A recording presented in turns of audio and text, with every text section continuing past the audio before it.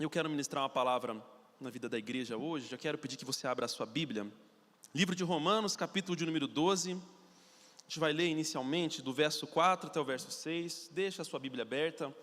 Nós teremos pelo menos 3 textos onde a gente vai fixar os nossos olhos neles e tentar buscar da parte do Espírito Santo aquilo que Ele tem para nós, para essa noite, entendendo que a sua palavra não volta vazia, ela tem instrução para a minha e para a sua vida. Romanos 12, de 4 a 6, deixa aí aberto. Enquanto isso, deixa eu introduzir, enquanto você vai encontrando aí na sua Bíblia esse texto. A Bíblia vai nos mostrar uma narrativa que você já conhece, de um homem, uma família criada por Deus, uma família esta que vai cair num pecado, e a partir de então, o pecado vai se tornar uma realidade na existência humana, na humanidade. Você vai vendo que Abel e Caim, que foram gerados após, já estavam mergulhados nesse pecado, e assim até os dias de hoje. Porém, na aliança antiga, na antiga aliança, agora eu estou até melhor, estou me sentindo até mais à vontade para pregar com meu amigo Micael tocando esse teclado aqui para mim. E deixa Deus te usar, meu irmão.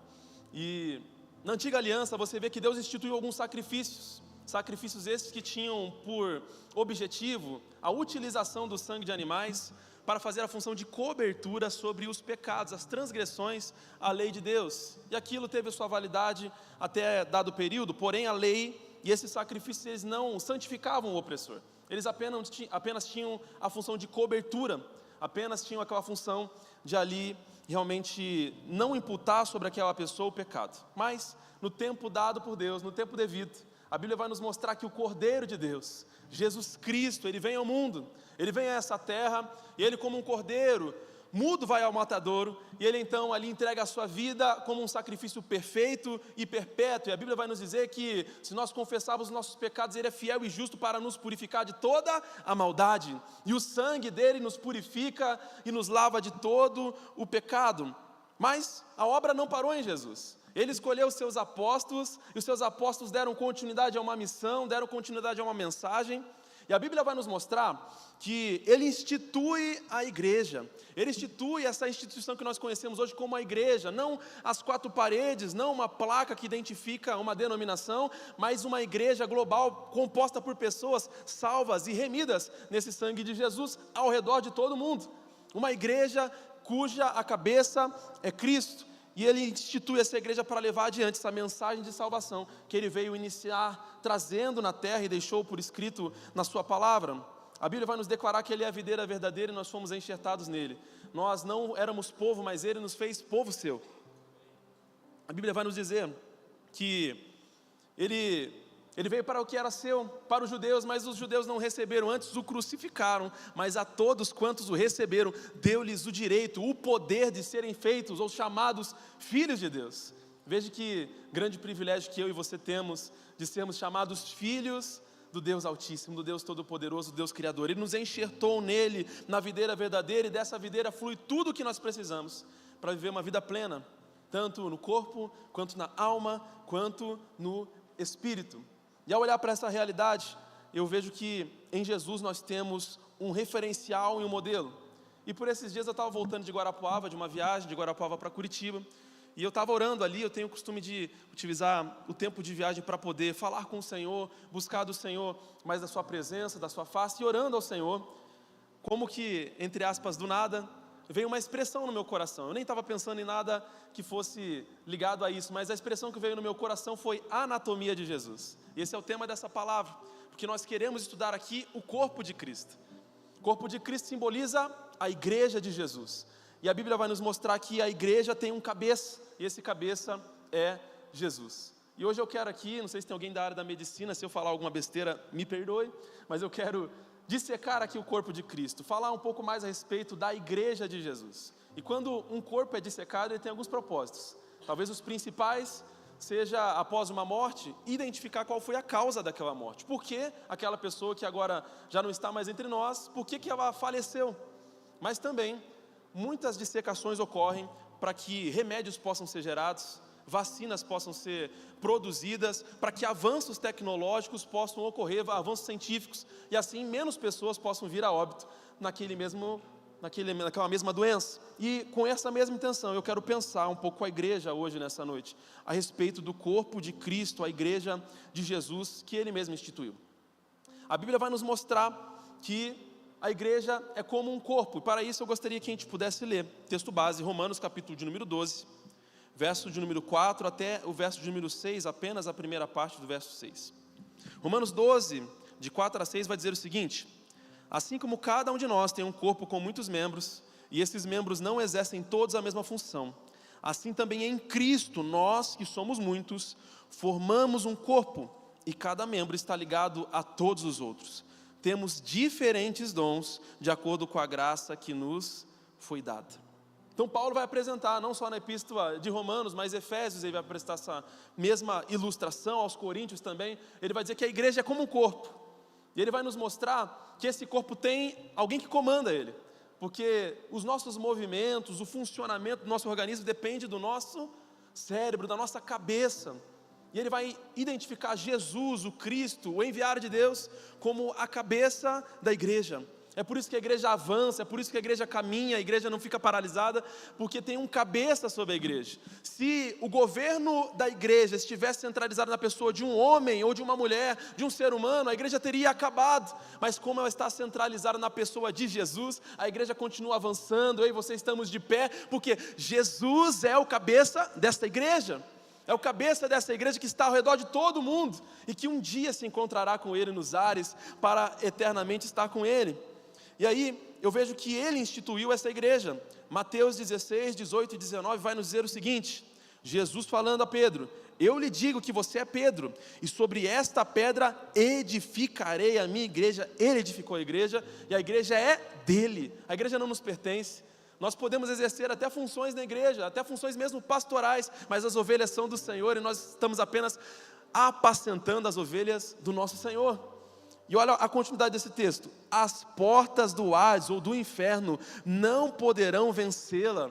Sabe, Satanás não tem poder sobre esta instituição chamada igreja, porque assim como a família que o pastor João pregou no domingo passado, assim como a família, a igreja é uma instituição que partiu do coração de Deus, e a gente permanece nessa mesma visão da série de mensagens, de nós andarmos na terra, mas com a cabeça lá no céu, com a cabeça voltada para as coisas celestiais.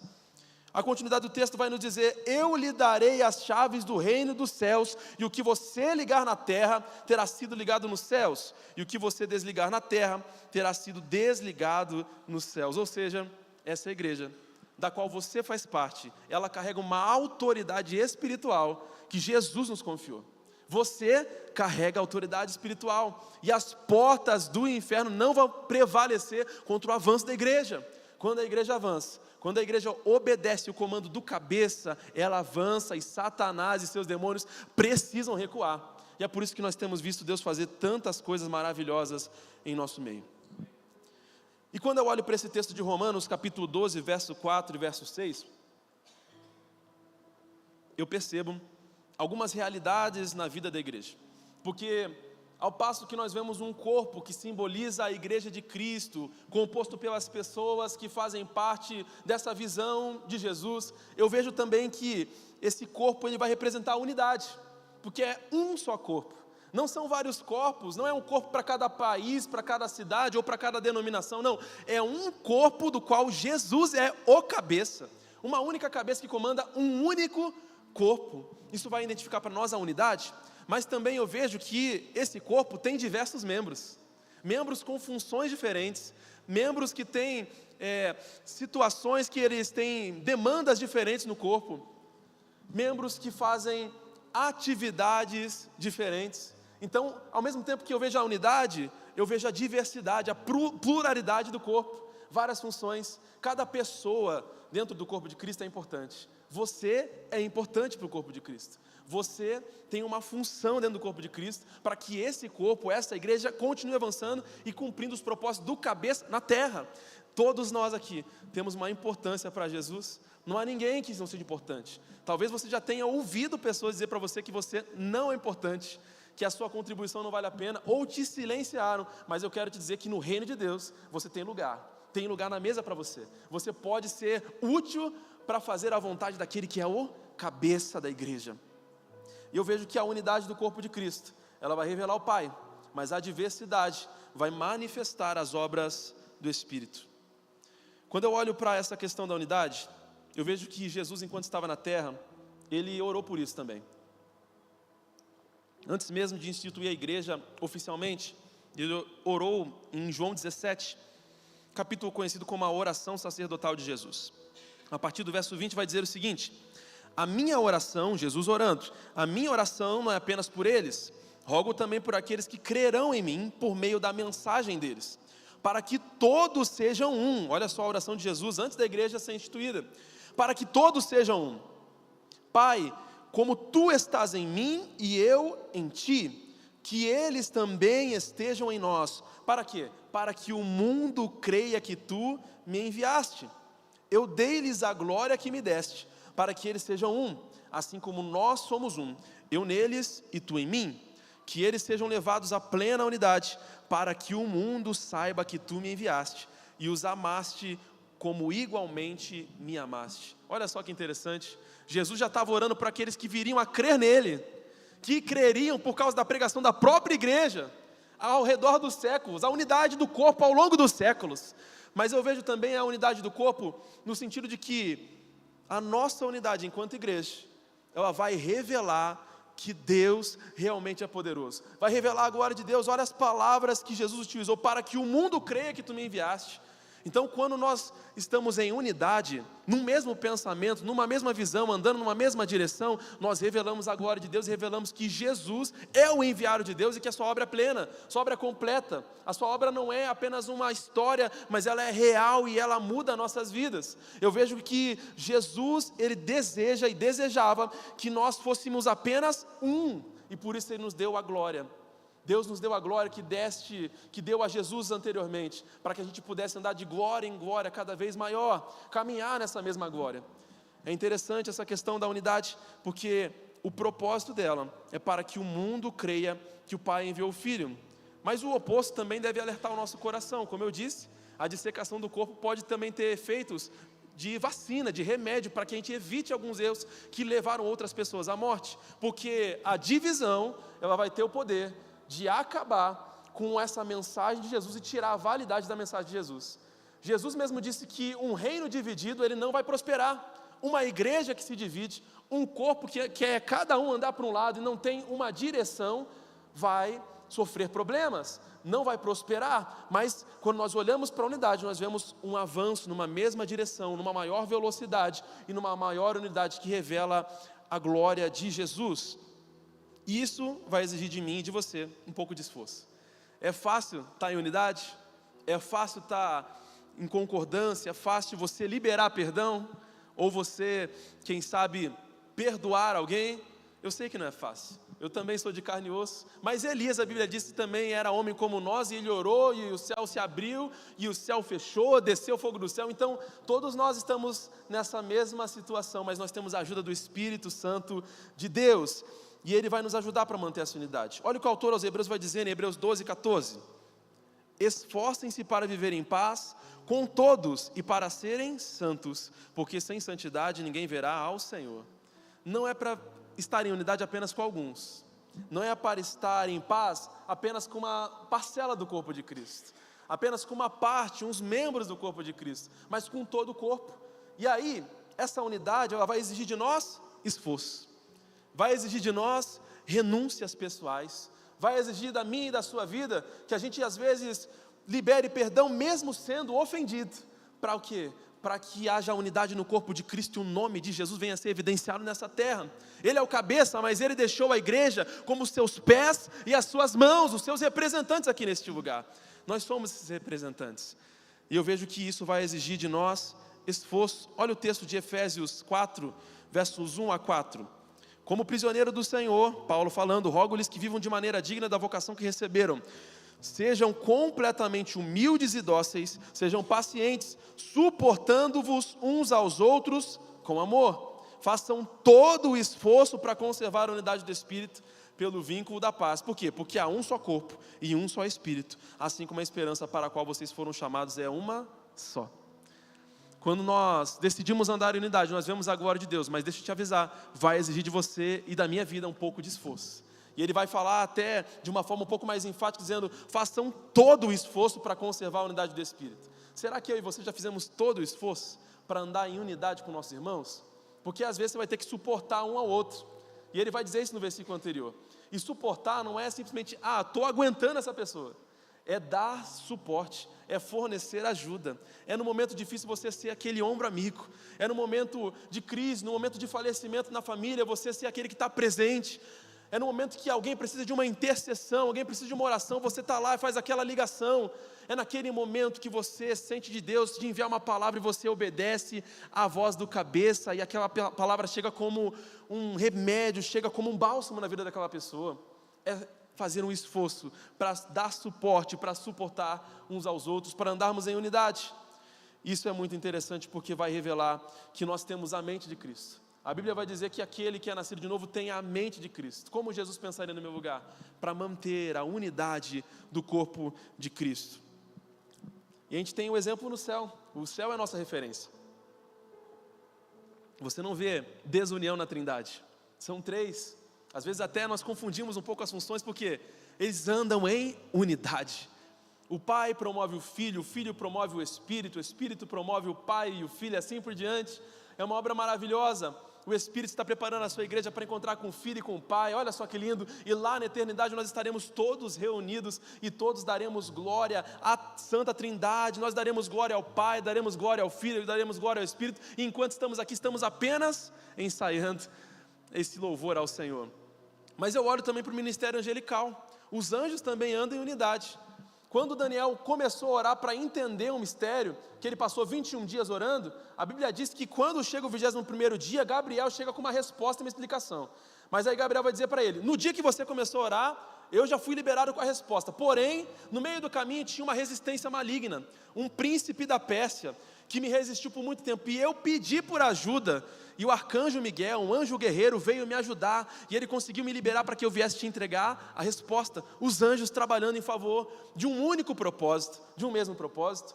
Ezequiel, do capítulo 1 ao 3, você vai ver seres viventes, 4 seres viventes, um com o rosto de homem, outro com o rosto de boi, de leão, de águia, e eles estavam ali sobre rodas, com 4 asas, com 2 eles se tocavam. Por quê? Unidade.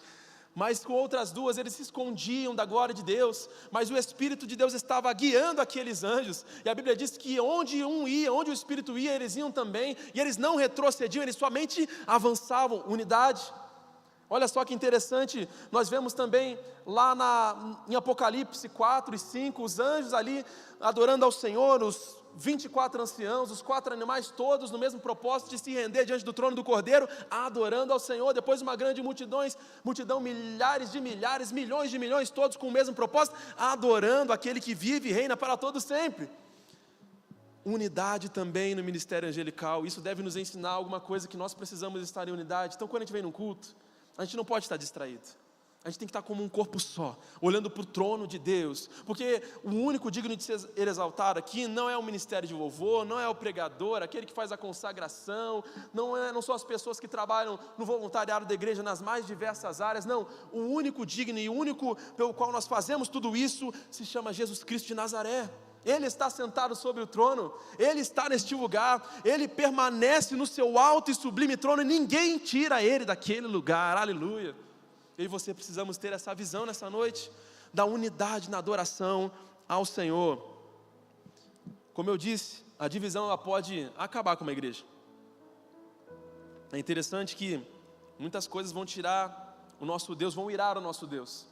Mas Provérbios vai nos declarar que as 6 coisas que o Senhor detesta, e a 7ª ele abomina. A 7ª, sabe qual é? O irmão que semeia dissensões entre o povo de Deus. Meu irmão, nós precisamos tomar cuidado com a nossa língua, porque não é bom que saia água salgada, água amarga e água doce da mesma fonte. A nossa boca foi feita para abençoar. Da nossa língua sai bênção e sai maldição. Que na nossa língua sai apenas bênção, para a glória do Senhor, a gente possa viver em unidade. Mas também, como falei, o corpo de Cristo vai revelar para mim o aspecto da diversidade. Olha que interessante, porque às vezes unidade e diversidade pode parecer oposto, né? Porque unidade dá a ideia de que é a mesma coisa, mas você pode vivenciar em unidade com irmãos diferentes, com o mesmo propósito, mas atuando de uma maneira diferente. Deus não nos fez por atacado, nós não somos robôs, nós não somos todos iguais, cada um tem uma impressão digital, cada um tem características. Lá em casa, por exemplo, minha esposa trabalha tão bem com artes, se eu for desenhar um desenhozinho de palitinho vai sair feio. Cada um tem características que podem ser usadas para a glória de Deus. Cada pessoa tem, sim, o seu jeito, sua personalidade, sua forma de ser e de se portar, e isso é maravilhoso porque Deus se aproveita disso no seu corpo, do qual Cristo é o cabeça. É interessante que esse mesmo texto, na continuidade de Efésios, no capítulo 4, verso 6, que lemos um pouco anteriormente, ele vai dizer: temos diferentes dons de acordo com a graça que nos foi dada. E ele está falando do corpo, está falando da igreja, da diversidade que existe dentro da igreja. Cada pessoa é especial e importante dentro das suas aptidões também. E eu olho que Paulo aos Coríntios vai declarar em 1 Coríntios 12, 27, ora, vocês são o corpo de Cristo, e cada um de vocês individualmente é membro desse corpo. Deus não está olhando para o corpo de Cristo apenas como uma massa de gente, como uma grande multidão. Ele sabe o seu nome. Você não é uma estatística para Deus, você não é apenas mais um para Deus, mas você individualmente é membro desse corpo, é parte importante para que o corpo funcione, porque se um órgão do corpo parar de funcionar, meu irmão, dá um problemão. Ainda que seja um rim que tem dois, já vai dar um certo desespero, já vai ter que exigir um certo tratamento. Você com certeza vai se mexer para fazer alguma coisa para que o seu corpo seja restabelecido à saúde plena. Então, entenda isso, que cada pessoa individualmente, na sua individualidade, é importante para o corpo. Mas quando eu olho para a continuidade de Romanos 12, que nós lemos inicialmente na leitura inicial dessa mensagem, eu vejo que há diversidade de operações. Nesse mesmo capítulo de Coríntios, Paulo vai declarar que há diferentes formas de atuação, algumas versões vão dizer operações, mas é o mesmo Deus que efetua, ou quem efetua tudo em todos. A Bíblia vai nos mostrar alguns dons na palavra do Senhor. E esses aqui são os dons de Deus, as operações de Deus através e na vida do corpo de Cristo. E ele vai declarar alguns desses dons. Romanos 12, a partir do verso 6, na continuidade do texto que começamos lendo essa mensagem, dizendo: temos diferentes dons de acordo com a graça que nos foi dada. Se alguém tem o dom de profetizar, use-o na proporção da fé. Agora os dons de Deus aqui: se o seu dom é servir, sirva. Se é ensinar, ensine. Se é dar ânimo, que assim faça. Se é contribuir, que contribua generosamente. Se é exercer liderança, que a exerça com zelo. Se é mostrar misericórdia, que o faça com alegria. Dons de Deus. Quando a gente fala dom, a gente já lembra dos dons do Espírito Santo. Os 9 dons lá de 1 Coríntios capítulo 12 e 14. Mas aqui existem dons, irmãos, que Deus está dando para o corpo, para que a gente possa operar na diversidade da operação. Tem gente como o Mateus, que está me olhando ali, que é o guitarrista da igreja, que tem uma capacidade de administrar, foi Deus que deu para ele. Lógico que ele também pôde fomentar um pouco mais o desenvolvimento dessa capacidade. Como tudo na vida você pode desenvolver. Mas Deus dá capacidade aos homens para serem usadas dentro do corpo de Cristo também, dentro da família de Deus, para que a gente ande com os pés na terra, mas voltado na visão celestial, ligado no cabeça que é Cristo, cumprindo os propósitos. Olha só o que mais que a gente tem aqui: dar ânimo. Você não conhece uma pessoa que às vezes está desanimado, mas ela já chega toda alegre, já muda o ambiente, já muda o astral, já muda como você está se sentindo? Ou quem sabe você é essa pessoa que chega num lugar, está todo mundo cabisbaixo, você dá uma palavra de ânimo, você levanta aquela pessoa. Isso é um dom de Deus na sua vida, e você está operando de acordo com aquilo que Deus derramou sobre você, para abençoar o corpo de Cristo. Mas tem aqueles que têm dom de misericórdia, que opera na misericórdia. Acontece uma catástrofe, como aconteceu em Rio Bonito, ele se mobiliza, ele levanta pessoas, ele faz tudo que tem que ser feito para o quê? Para atender o próximo. Esses aí são uma bênção para atuar no Ministério Irmãos no Bairro. Se você está se sentindo assim, te digo, tem um ministério nessa igreja que atua justamente nessa área. Você pode servir o corpo de Cristo a partir desse dom de Deus. Tem outros que são generosos para contribuir. A Bíblia diz que existiam mulheres que caminhavam com Jesus e elas patrocinavam aquela caminhada de Jesus aqui na terra. Jesus estava fazendo sinais, maravilhas, o ministério de Jesus estava sendo exposto, mas ele estava sendo sustentado por mulheres. Dom de contribuir generosamente. Louvado seja Deus, porque ele levanta patrocinadores também para a sua obra. Dons de liderança. Tem gente que desde criança já vê, né? Você que tem filho, já percebe que tem aquele que já tem mais um dom de liderança, já tem mais aquela iniciativa. Quando vai formar, vai jogar bola, já é ele que escolhe o time. Quando vai formar alguma coisa ali, é ele que já comanda a organização, mesmo tão pequeno. Dom de Deus sobre a nossa vida, aptidões que Deus nos deu, para que a gente possa também utilizar na vida do corpo de Cristo e poder ser uma bênção dentro da diversidade do corpo de Cristo. E isso é maravilhoso. Mas nós vemos também que a Bíblia nos apresenta dons ministeriais. E isso é maravilhoso, porque eles também vão servir e vão ter utilidade para a igreja. A Bíblia vai nos mostrar 5 dons ministeriais, e Paulo vai dizer aos Coríntios que há diferentes tipos de ministérios, mas o Senhor é o mesmo, e esse Senhor está se relacionando ou indicando a pessoa de Cristo, a pessoa de Jesus. E nós damos a esses dons ministeriais o nome, didaticamente, de dons de Cristo. A Bíblia não chama com esse nome, mas por motivo de estudo nós separamos dessa maneira, dons de Cristo, os 5 ministérios.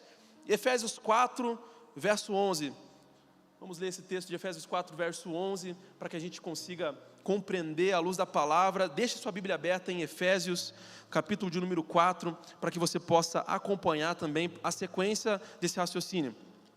Efésios 4:11, ele vai dizer: e ele designou uns para apóstolos, outros para profetas, outros para evangelistas e outros para pastores e mestres. 5 ministérios dados para o corpo de Cristo. Essa é a anatomia de Jesus. Ele separou pessoas com capacidades, separou pessoas que ele capacita para o exercício do ministério. 5 ministérios. Quem separa para o ministério? Ele mesmo, ele designou. Está falando de Cristo, dons de Cristo. Cristo deu os ministérios. Por que ele deu? Porque você só pode dar aquilo que você tem.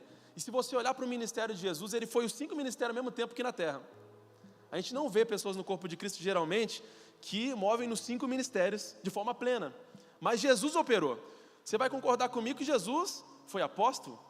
Ele fundou a igreja na terra. Você vai concordar comigo também que ele foi profeta. Olha quantas profecias de Jesus nós temos a respeito do futuro, do que já aconteceu e do que ainda irá de acontecer.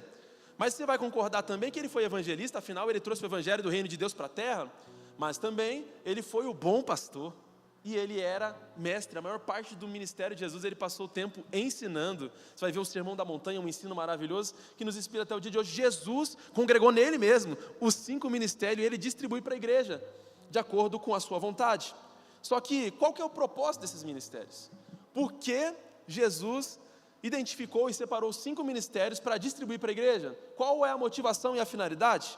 A continuidade do texto vai nos dizer, verso 12: com o fim de preparar os santos para a obra do ministério, para que o corpo de Cristo seja edificado, até que todos alcancemos a unidade da fé e do conhecimento do Filho de Deus, e cheguemos à maturidade, atingindo a medida da plenitude de Cristo. Então, esses dons, eles talvez não sejam para todos, mas as pessoas que os possuem, ou que as possuem, elas vão ter a responsabilidade de instruir e ensinar a igreja a como se mover neles. Todos nós aqui que fazemos parte do corpo de Cristo, podemos ter uma medida de cada dom. Talvez você não seja um evangelista nato, como um Billy Graham da vida que vai pregar para as multidões, mas você pode ser alguém que vai falar para o seu colega de trabalho, e você vai aprender com esse evangelista, porque ele vai te ensinar e te instruir. Assim como esses dias atrás nós tivemos uma palestra aqui, uma palavra, um treinamento de evangelismo com o Vitor, um evangelista instruindo o corpo de Cristo, capacitando o corpo de Cristo para que ele opere dentro da medida da fé desse dom de evangelista. Então nós vemos que há um propósito. Qual que é o propósito? Até que todos alcancemos a unidade da fé, para que o corpo de Cristo seja edificado, seja construído, seja fortalecido. Esse é o propósito e essa é a finalidade dos dons ministeriais que fazem parte da diversidade da igreja, do corpo de Cristo. E ele vai continuar no verso 14 dizendo, o propósito é que não sejamos mais como crianças, ou seja, a igreja vai avançar, vai crescer na medida que os dons ministeriais são operados na vida da igreja. São crianças que são levadas de um lado para o outro pelas ondas, nem jogados para cá e para lá por todo o vento de doutrina, e pela astúcia e esperteza de homens que induzem ao erro. Antes, seguindo a verdade em amor, cresçamos em tudo naquele que é a cabeça, Cristo. Dele todo o corpo ajustado e unido. Olha só, falou de diversidade, 5 ministérios, agora está falando de unidade novamente. Ajustado e unido pelo auxílio de todas as juntas, cresce e edifica-se a si mesmo em amor, na medida que cada parte realiza a sua função. Então note, eu falei, os dons ministeriais, eles não são para todos na igreja. Existem pessoas que Deus concede esses dons, mas a atividade dessas pessoas não está limitada a elas. Elas ensinam e capacitam o povo de Deus, o corpo de Cristo, para que cada parte realize a sua função. E Paulo vai testificar disso, que não são todos. Ele vai dizer em 1 Coríntios 12, 29, dizendo, são todos apóstolos? A resposta que está implícita aqui no texto é que não são todos apóstolos. São todos profetas? São todos mestres? Não, algumas pessoas Deus destacou para isso. E aí, essas pessoas capacitam o povo de Deus para vivenciar essa medida da operação do dom ministerial. Mas o que significa, ou qual que é a operação de cada dom ministerial desses 5 que nós falamos aqui? O apóstolo, ele geralmente está associado na Bíblia a pessoas que plantam igrejas, pessoas que avançam com a visão da igreja na terra e estabelecem fundamentos, estabelecem ali uma comunidade local, dão aquele start inicial, aquele início de uma comunidade na fé. Você pode ver pessoas assim ao longo da história, no nosso país, por exemplo, o apóstolo Luiz Hermínio, nós conhecemos aí que é uma referência dentro do nosso país enquanto apóstolo, e você tem uma referência nessa igreja, apóstolo João Brito, nós chamamos de pastor João Brito, mas o pastor João Brito, ele tem de fato uma unção apostólica, ministerial sobre ele, está distinto, está estampado na cara do pastor João Brito, e isso é de fato uma verdade nas nossas vidas aqui na nossa igreja. Nós vemos também profetas que dão direção para a igreja, de acordo com aquilo que está no coração de Deus, eles apontam a direção. O apóstolo está estabelecendo o fundamento e o profeta está apontando a direção para a qual a igreja deve avançar, para a qual a igreja deve ir, como ela deve se mover de acordo com o mover do Espírito Santo. Essa é a função do profeta. Você vai ver profetas aí, por exemplo, o Gregório McNutt aqui no Brasil, um missionário que veio para cá, um profeta que já faleceu. Você vai ver o Chris Valentin da Bethel, também um profeta muito notável nos dias atuais. Aqui na nossa igreja nós temos profetas. A própria Marcele, hoje ela não está aqui, é uma profetisa do Senhor aqui nessa casa, sempre entregando a visão profética para a liderança da igreja, para que a gente tenha um alinhamento com a cabeça que é Cristo e ande naquilo que Ele deseja que a igreja ande. Então, a importância dos profetas dentro do corpo de Cristo.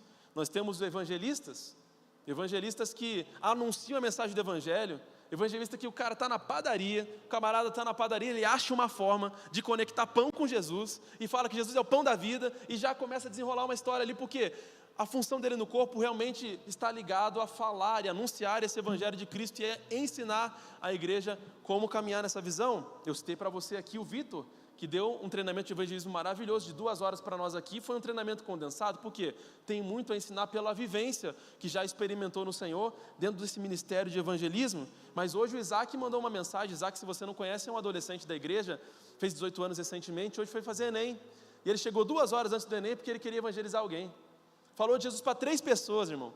Ele podia ter chegado lá, sabe aqueles vídeos que você vê no Jornal Nacional, o pessoal chegando, entrando por baixo do portão, tal. Ele chegou 2 horas antes, para poder falar de Jesus para alguém. Não tem idade, irmão, não tem idade. Jesus chama, Ele entrega dom ministerial mesmo, Ele faz isso com o corpo, sabe por quê? Porque Ele quer que todo o corpo esteja bem unido, ajustado, para que a vontade do cabeça seja cumprida na terra. Esse é o desejo de Jesus. Evangelistas, citei o Billy Graham aqui como exemplo também internacional aí de evangelistas. Você vê os pastores, eles têm o zelo pelo rebanho de Deus. Como um pastor de ovelhas, ele cuida daquela ovelha. Às vezes ele dá uma cajadada para aquela ovelha voltar para o lugar, pega lá com a sua vara e puxa aquela ovelha para o lugar, direciona, instrui, aconselha. Olha que lindo isso. São pessoas que têm essa unção, essa capacidade de poder estar caminhando junto, discipulando. Aqui na igreja você vê a pessoa do Eric, está aqui na frente, pastorzão, só não é ordenado, mas já é por Jesus. Só não é pela instituição, mas no corpo de Cristo é um pastor. Você vê o Johnny, hoje ministrou pela manhã, um pastorzão, ama discipulado, ama ter momentos de instrução, de aconselhamento, pessoas que têm esse coração, têm esse chamado de Deus. E sabe o que é interessante? Eu falei que os dons ministeriais são dados a pessoas específicas na igreja para capacitar o corpo de Cristo. Quando eu cheguei aqui, quase 3 anos atrás, eu lembro que o Eric e a Bela chamaram eu e a Duda para um café ali na Panetelli. Não sei se ele vai lembrar disso. E a gente foi lá conversando, apresentamos nossa história, quem que a gente era, estava trocando ideia ali, e aí ele começamos a conversar sobre igreja, e o que você se encaixa, o que você gosta de fazer na igreja, e aí eu comentei um pouco que eu sempre fui mais evangelista, sempre fui mais profético, sempre foi a minha linha de atuação na igreja, né? E ele comentou da linha pastoral. Eu falei, rapaz, eu não consigo imaginar eu parado aconselhando alguém, eu de fato exercendo o ministério pastoral, não me enxergo no ministério pastoral. Talvez o título de pastor como algo que me abra portas dentro da igreja, tal, isso faça sentido, mas pastoral talvez não faça tanto sentido para mim. Só que na caminhada com ele, na caminhada com o Johnny, pastor João, a gente foi aprendendo. E a gente hoje também está ajudando no ministério pastoral, está podendo auxiliar, porque a gente aprende uns com os outros, é a medida que está sobre ele, eu estou recebendo um pouquinho dessa medida sobre mim, e eu estou cada dia mais aprendendo nesse ministério, a operar nesse ministério. Essa é a função dos 5 ministérios na igreja. Mas ainda falta os mestres. Não quer dizer que são os menores porque é o último, não. Ali é uma ordem que está, a ordem que Paulo falou, a ordem que Paulo escreveu, mas os mestres têm uma posição fundamental na igreja. Porque se não tiver conhecimento, o povo perece, a Bíblia vai dizer. São aqueles que têm uma facilidade para ensinar a palavra de Deus, eles mergulham fundo na palavra do Senhor. Você vai ver ele conectando Gênesis com Apocalipse, misturando tudo, e sai um negócio que todo mundo entende. Sai algo que era tão complexo, fica simples, ele sistematiza, ele organiza aquele conhecimento, empacota, entrega para a igreja de uma forma que a igreja é edificada, fortalecida, sai de um momento de ensino e sai dali esclarecida a partir dos textos da palavra de Deus que são explicados. Você vai ver, por exemplo, na nossa nação, uma referência ao Luciano Subirá, como ele consegue conectar os temas ao longo da revelação bíblica, como ele consegue trazer clareza, trazer revelação, para que a gente possa andar nessa palavra que é luz para os nossos caminhos. Aqui na igreja o Alexandre acabou de fazer a consagração, nosso professor aqui da Unipetra, coordenador da Unipetra, nossa escola bíblica que ocorre toda segunda-feira, Pedro, tantos outros aqui que ensinam, tem essa disposição de ensino. Isso é maravilhoso. Note que eu estou citando exemplos da nossa igreja, porque eu quero que você entenda que a nossa igreja caminha nessa visão de receber de Cristo aquilo que vem do alto, para que a gente possa capacitar todo o corpo de Cristo, mas não para ficar fixado nessas pessoas. Ei, Deus quer que você atue também na medida de fé que Ele te dá, para você também repartir com as pessoas a partir desse dom de Cristo que está nessas pessoas que estão te ensinando, estão te capacitando, sabe? Estão te equipando para a obra do corpo de Cristo aqui na terra, cujo cabeça é Jesus. Nós precisamos entender essa verdade e vivenciar ela, mas também nós vemos os dons espirituais sendo distribuídos à igreja. É interessante que esses dons, talvez sejam os dons que a gente mais conhece, né? Eu deixei por último de propósito, porque se você ouvisse por primeiro, você fala, eu já sei o que ele vai falar, né? Mas eu vou deixar para o final, porque eu creio que tem coisas aqui que o Senhor deseja revelar para nós. E orando ao Senhor ontem pela manhã, o Senhor me deu uma visão, e eu creio que ela se aplica a essa temática dos dons espirituais, porque eu estava orando e pedindo uma direção para esse culto. Pedi, Senhor, eu preciso de uma ilustração. Eu quero algo que ajude na compreensão da mensagem, que fique gravada na compreensão da mensagem, no coração, no espírito dos meus irmãos, do corpo de Cristo, que eles saiam daqui, sabe, levando uma palavra que vai mudar a vida deles em algum aspecto. E pedindo isso ao Senhor, eu tive uma visão que ao meu sentido inicialmente não fazia sentido, né? Eu estava passando um café nessa visão. E o coador estava ali, eu amo café, eu amo tomar café pela manhã. Quando eu não tomo café, quando eu estou de jejum, o café da manhã é meu calcanhar de Aquiles, é minha refeição predileta, que parece que me dá aquela acordada. Eu estava passando e eu só via a água sendo derramada no coador com o café, aquela água quente, a fumacinha subindo, e eu percebia que enquanto aquela fumacinha subia, eu despertava, sabe? E isso realmente ocorre comigo, quando eu tomo café eu fico bem mais animado, bem mais alegre. E o Senhor falou ao meu coração que há pessoas aqui que o Senhor já entregou dons espirituais, mas que estão adormecidos. E o Espírito Santo deseja nessa noite acordar esse dom espiritual que está adormecido. Paulo vai dizer a Timóteo, torna despertar esse dom que foi te entregue por imposição de mãos. Por quê? Você faz parte do corpo. Você não pode deixar a tua harpa no salgueiro. Sabe, aquilo que Deus te entregou tem que ser utilizado. Não pode ficar parado, não pode ficar ali mofando num canto. Eu sei que existem fases da vida, claro que a gente vivencia tempos onde o Senhor nos chama para um momento particular com Ele, mas aquilo, as ferramentas que Deus te deu são para serem utilizadas. Deus deseja que através daquilo que o Senhor já te deu, isso é uma palavra para algumas pessoas aqui nessa noite, não é para uma só, mas para algumas pessoas, Deus deseja despertar esses dons espirituais novamente, e você, nessa noite, no nome de Jesus, você vai voltar a mover nesse dom espiritual. Eu profetizo sobre a sua vida. Eu creio nessa noite nós vamos ver pessoas que estavam paralisadas no caminho, que por frustrações, por coisas na caminhada, pararam de serem atuantes, serem ativas no ministério dos dons espirituais. Hoje, nesta noite, o Espírito Santo está aqui. E Ele vai te ativar novamente, para você vivenciar um tempo novo no Senhor. E quem vai ser beneficiado com isso? O corpo de Cristo. Aleluia. Eu olho para essa realidade dos dons espirituais e vejo que Paulo vai nos detalhar tão bem isso, em 1 Coríntios, no capítulo 12. Vá para a sua Bíblia, 1 Coríntios capítulo 12. A gente vai ficar um pouquinho nesse texto aqui até o final dessa mensagem. Fique ligado porque tem só mais um pouquinho dessa mensagem, não quero que você perca nada desse ensino da parte do Senhor para a sua vida. Primeira coisa que eu quero destacar, contra essa ferramenta que Deus deu para o corpo de Cristo, para que ele fosse atuante aqui na terra e correspondesse ao cabeça, que é Jesus, é que Deus não deseja que nós sejamos ignorantes a respeito disso. Então, você não precisa ter medo de conhecer a respeito disso. Na verdade, o desejo do coração de Deus é que a gente mergulhe nesse conhecimento aqui, porque ele vai fazer muita diferença na vida da igreja. Olha só que interessante, o verso 1, Paulo vai dizer àquela igreja: irmãos, quanto aos dons espirituais, não quero que vocês sejam ignorantes, ou seja, que vocês não saibam o que é ou não saibam o seu funcionamento. E na verdade, nesse contexto, está falando mais do funcionamento do que da existência, porque a Bíblia vai nos mostrar que essa igreja é uma igreja muito rica em dons, uma igreja onde o mover do Espírito Santo era algo muito real naqueles dias. Mas Paulo vai dizer: eu não quero que vocês sejam ignorantes. Deus deseja que a gente aprenda esse conhecimento, que a gente avance nesse conhecimento. E esses dons, eles são distribuídos pelo Espírito. Veja a construção que eu estou fazendo aqui com você. Eu comecei com os dons de Deus, serviços, operações, que Deus dá, capacidades, aptidões que Deus dá para que sejam usadas em prol do reino de Deus, do avanço da igreja na terra. Depois, eu fui para os dons de Cristo, os 5 ministérios: apóstolo, profeta, mestre, evangelista e pastores. Para ficar fácil de decorar, deixa eu te ensinar um negócio aqui. Apóstolo é o dedo polegar.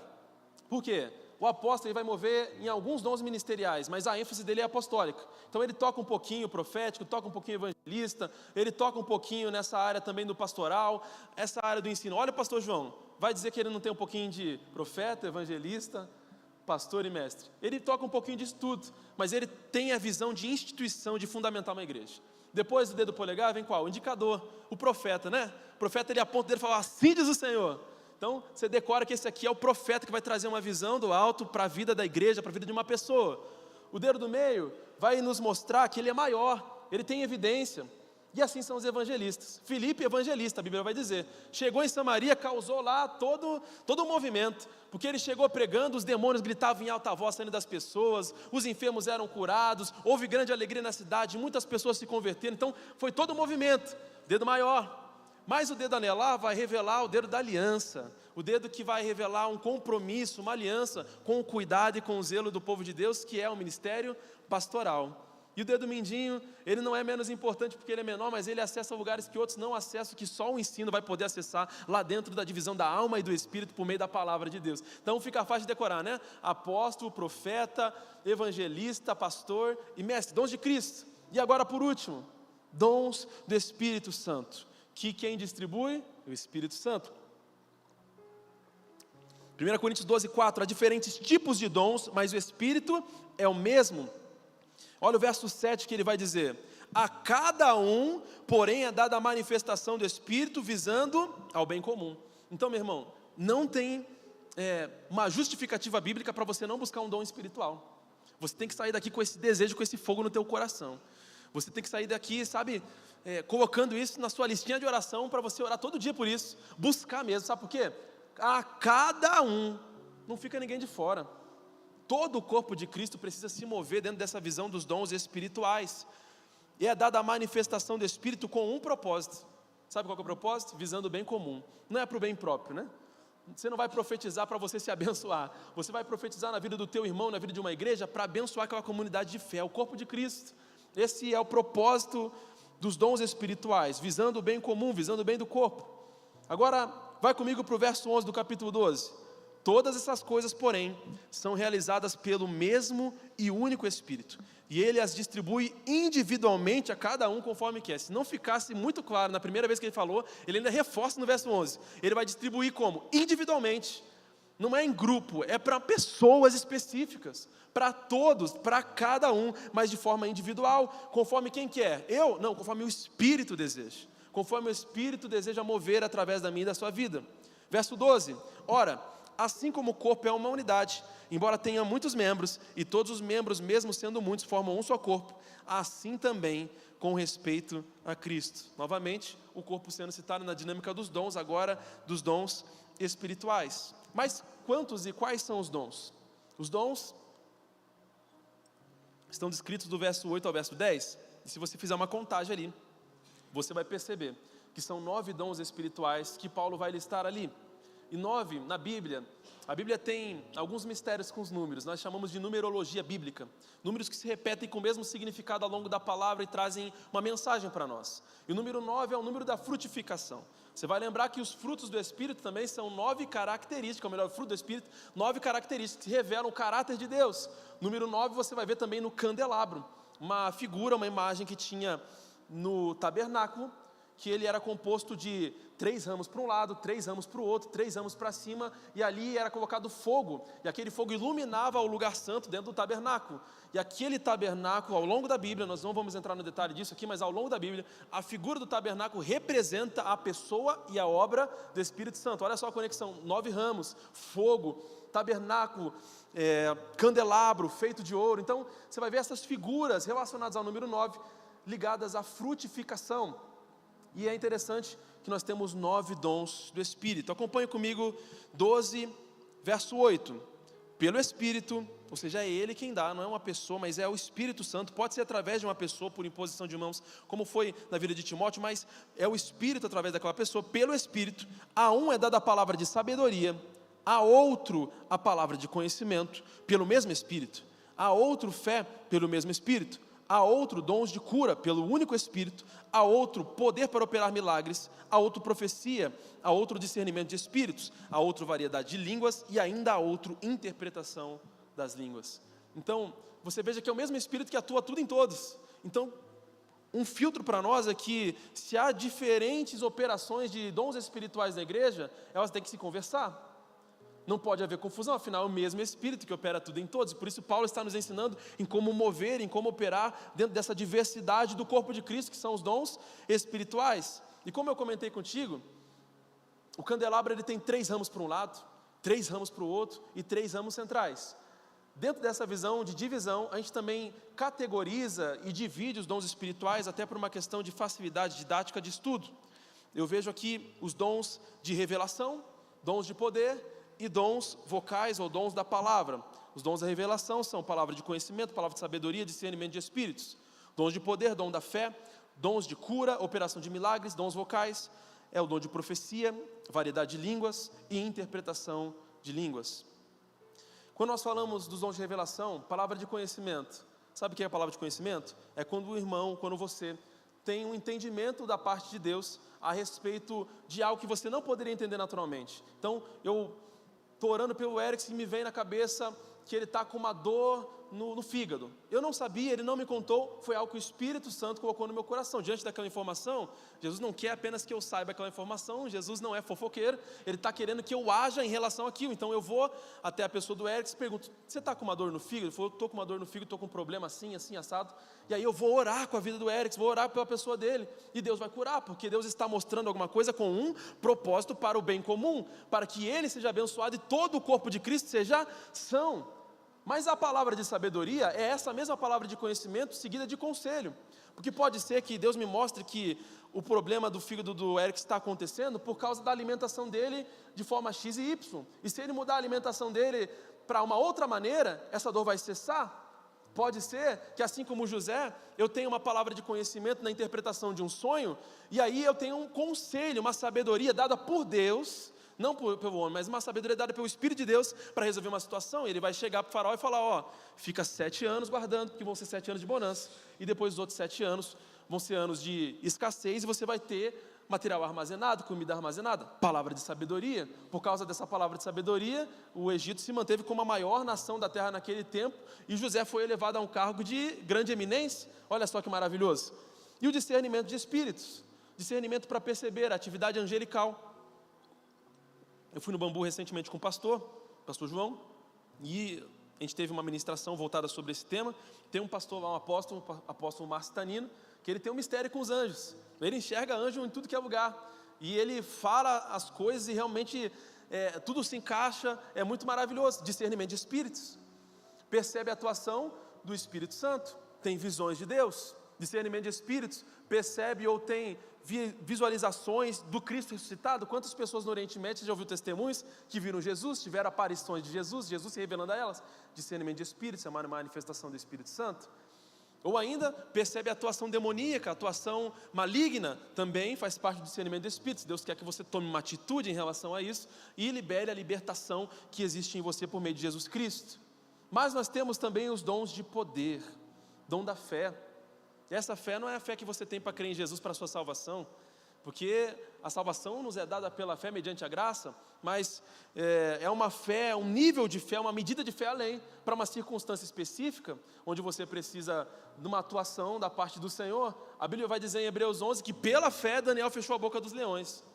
Como é que fecha a boca com fé? Dom da fé. A operação do dom da fé por meio do Espírito Santo na vida de Daniel fechou a boca dos leões quando ele estava na cova, para circunstâncias específicas, quem sabe uma provisão sobrenatural numa circunstância. Quem sabe, né, a vida de Elias também, a chuva caiu, né? A chuva veio quando ele orou, a chuva parou quando ele orou. Dom da fé, precisou de uma fé que ia além do natural para conseguir acessar aquele nível de manifestação do Espírito, de mover do Espírito. Nós tivemos também os dons de cura, e é interessante que é o único dom que se aparece no plural. Dos outros dons aparece sempre dom da fé, dom da palavra de conhecimento, assim por diante, mas esse dom aparece no plural. E uma das possíveis interpretações para isso é que as pessoas que movem no dom de cura, muitas das vezes, elas vão mover em curas específicas. Então eu conheço pessoas que têm uma facilidade para orar por cura em qualquer área da coluna, e a pessoa ora por cura e a pessoa é curada. Mas outros já vão ter mais resultado com orações voltados para a região dos rins, por exemplo, e assim para as pernas, e assim por diante. Não quer dizer que são dons diferentes, mas que Deus, parece que Ele separou medidas específicas dentro do corpo, para que pessoas sejam capacitadas nessas áreas específicas. Não que se ela orar para uma outra situação não vai acontecer a cura, mas há pessoas que têm mais resultados, mais testemunhos em áreas específicas, e essa é uma das possíveis interpretações para a pluralidade dos dons de cura. E o próprio nome já diz, curas sobrenaturais, curas que não são explicadas pela natureza, não são explicadas pela medicina, mas que uma atuação do Espírito gera essa cura de forma maravilhosa. Uma perna que cresce, né? um órgão que não existia gerado, um útero que já tinha sido retirado e a mulher engravida. Então, situações que o Espírito Santo vai usar a igreja, a minha e a sua vida, para poder realizar. Não é, sabe, não é um corpo de obreiros, ministerial, de pastores, não, é a igreja. Isso aqui para o corpo de Cristo, a cada um, e é essa visão que eu estou tentando passar, porque todos nós precisamos caminhar nisso. Deus não nos chamou para sermos apenas espectadores de culto, de louvores, não. Deus nos chamou para operar no corpo, para fazer parte. Se o corpo está paralisado, se tem parte do corpo paralisado, a vontade da cabeça não está sendo realizada plenamente, porque Ele deseja estar em movimento. Ele é um Deus que anda em movimento. O Espírito de Deus, desde a fundação do mundo, desde antes da fundação do mundo, se movia sobre a face do abismo. Ele está em movimento, Ele deseja usar a minha e a sua vida. Eu quero que você pegue essa verdade. Dom de operação de milagres. Falei de cura, milagres, aqui nesse contexto são todos os milagres que não envolvem cura. Então, você vai ver diversos milagres que Jesus operou que não envolviam a cura. Ele transformou água em vinho, multiplicou pães e peixes. Hoje foi falado pelo Johnny aqui pela manhã, que uma moeda na boca de um peixe, olha só, coisas que Deus fez através de Jesus e através dos nossos irmãos na fé ao longo da história, que não tem nada a ver com cura. Ressurreição de mortos, entra na categoria de dom de operação de maravilhas. Então, é uma capacidade dada pelo Espírito a pessoas, para que elas possam operar nisso, testificar da presença e do poder de Deus. Nós temos também os dons vocais, a última categoria de dons. Dom de profecia. Dom de profecia, ele vai indicar pessoas que conseguem ter esse discernimento do coração de Deus, e eles trazem essa visão para a vida da igreja e para a vida de pessoas. Nem sempre elas são preditivas e apontam para o futuro, mas às vezes elas podem apontar inclusive para o presente, e elas vão ter a função de edificar, de consolar e de exortar. Paulo vai dizer nesse mesmo capítulo, ou melhor, no capítulo 14 de Coríntios, essas três funções. Então, se você quer avaliar uma profecia, se ela vem de Deus, perceba se ela edifica, se ela te exorta, ou se ela te consola. Se ela estiver dentro desse pacote e ela se cumprir se for algo preditivo, ou se ela fizer sentido se for algo para aquele momento da sua vida, então aquela profecia de fato veio do Espírito de Deus. É o filtro que você pode utilizar para a profecia. Vai falar também da variedade de línguas e da interpretação de línguas. As línguas aqui ditas, existem os termos em grego, eu não trouxe aqui exatamente esses termos, mas existem diversidade de línguas estranhas na Bíblia. Essa variedade de línguas, ela não é ou não são as línguas que nós podemos usar para edificação pessoal, no sentido de que nós oramos em línguas e o Espírito ministra ao nosso espírito essa edificação pessoal. Essa variedade de línguas serão línguas diferentes que Deus nos dará, que necessitarão de interpretação. E aí entra esse casamento dos dons, porque essa variedade de línguas com interpretação, a Bíblia vai nos mostrar que tem o mesmo peso de uma profecia. E Paulo vai nos mostrar que no contexto de igreja local, a profecia é o principal dom. É o dom que vai ter maior efeito sobre a igreja, porque vai passar a visão do coração de Deus para aquela igreja. Então, 9 dons espirituais. Eu quero já chamar a banda para estar subindo para cá. 9 dons espirituais que Deus deseja entregar sobre a vida da igreja. Eu percebo que há um cuidado de Deus com a igreja dele na terra. Deus, ele podia ter enviado os anjos para fazer todo o trabalho aqui no nosso lugar, né? Ou poderia ter feito de outra forma, ele mesmo anunciar, de alguma maneira, colocar nos telões ao longo dos lugares, se utilizar da internet e ele mesmo fazer uma publicação. Podia ter um perfil de Deus lá no Instagram, mas ele se utiliza da igreja, do corpo de Cristo. Nós, eu e você, somos os pés e as mãos dele aqui nessa terra. E ele nos capacitou como? Com os dons de Deus, serviços e operações. Os dons de Cristo, ministérios. Se você não tem um dom ministerial, tudo bem, você pode aprender com quem tem. E você pode mover uma medida nesse dom e ir crescendo nele, a partir desse ensinamento que você tem com essas pessoas. Mas também, nós temos os dons do Espírito Santo. E sabe, os dons de Deus vão estar talvez mais relacionados a aptidões, que logicamente você pode desenvolver. E você pode, com esse teu desenvolvimento, abençoar a vida do corpo de Cristo, da igreja, através disso, dessas características que você carrega. Os dons ministeriais são dados por Cristo às pessoas específicas, dados por Cristo. E, através disso, essas pessoas vão capacitar a igreja, vão equipar a igreja com esse conhecimento, com essa operação, a partir dos 5 ministérios. Mas, quando eu olho para os dons do Espírito, eu vejo que há uma interação da igreja com o Espírito Santo. A Bíblia diz que esse Espírito Santo, ele habita em todos os que são filhos de Deus. E ele testifica ao nosso espírito, porque o homem é corpo, alma e espírito. Então, o Espírito Santo habita em nós e ele testifica no nosso interior, no nosso espírito, que nós somos filhos de Deus. É por isso que você sabe que você é salvo. Se Jesus voltar agora, você tem convicção da sua salvação? Se você tem, é porque Jesus ministrou isso em você através da pessoa do Espírito Santo. É o Espírito Santo que ministra e testifica isso no seu coração. E se você não tem essa certeza, eu quero orar por você no fim deste culto, para que essa certeza, essa alegria da salvação venha de forma abundante sobre o seu interior. Mas os dons do Espírito, eles exigem de nós uma interação. Olha só o que Paulo vai dizer, um texto que Johnny também citou aqui pela manhã, que tem muito e tudo a ver com o tema dessa série de mensagens que nós estamos meditando, andando na terra com a cabeça no céu. Ele citou Colossenses capítulo número 3, se vocês já ressuscitaram com Cristo, andem agora pensando não nas coisas da terra, mas pensem nas coisas do alto, nas coisas espirituais, onde Cristo está sentado à destra de Deus. Mantenham o pensamento nas coisas do alto e não nas coisas terrenas. Um crente que já nasceu de novo, que já ressuscitou com Cristo, ele tem que ter os olhos nas coisas espirituais, a juntar tesouro no céu, onde a traça e a ferrugem não consome. Ele tem que desejar as coisas espirituais. Eu e você, como corpo de Cristo, precisamos, sabe, ardentemente desejar o alimento sólido, não mais o leite materno. Nós precisamos avançar, nós precisamos desejar esses dons espirituais e atuar na igreja, atuar na vida do corpo de Cristo, atuar no mundo que está perdido através daquilo que o Espírito ministra nas nossas vidas. Olha só que interessante, qual que é o caminho para que eu e você possamos receber esses dons? A Bíblia vai nos mostrar que nós devemos buscar com zelo e com dedicação os melhores dons. 1 Coríntios 12, versículo número 31. Olha que interessante isso, buscar com zelo.